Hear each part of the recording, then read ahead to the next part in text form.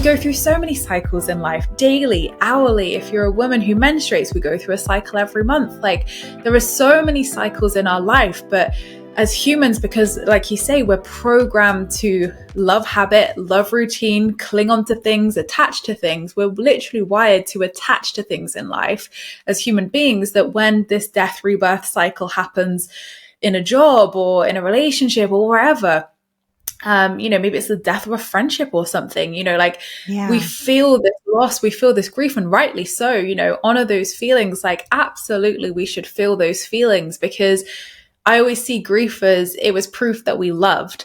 And if we didn't love or care about things, we wouldn't feel that deep sadness or that grief. So I think it's absolutely, even if it's something so small and minor, like for me this year of uploading a certain amount of videos to YouTube. I know that sounds so silly, but I'd done it for 10 years solid. That's how ingrained that habit was, that it was really hard for me to take a step back over the summer and upload nothing for 2 months.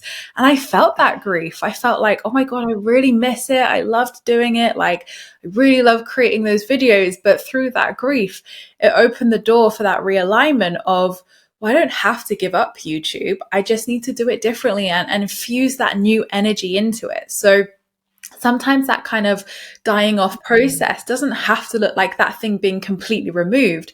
It was like I needed to give my YouTube that space and the time off for me to rest, like winter, so that I could then put the nutrients and put the goodness and the good energy and aligned new energy into that project, so that it did flourish and it did feel exciting and good. So there's so many ways it can turn up and, manifest in our life. But yeah, if you're feeling that grief and loss, absolutely feel it, because, you're allowed to feel that. You're allowed to feel sad. You're allowed to feel grief, no matter how big or small it is. And I think, it's so easy for people to see the big things in life, like the loss of a person or, a really big grief as well, that's valid of grief. But there are so many things, like my friends, for instance, who have sadly had miscarriages. They've always felt like they couldn't feel grief because they hadn't even told anybody they were pregnant. They hadn't even announced it to the world, or, even had much time themselves with that pregnancy. But every grief is valid. Living grief as well is another form of grief that we don't talk about, of dreams that were never pursued, the way we thought our life was going to go, but actually it went a whole different way.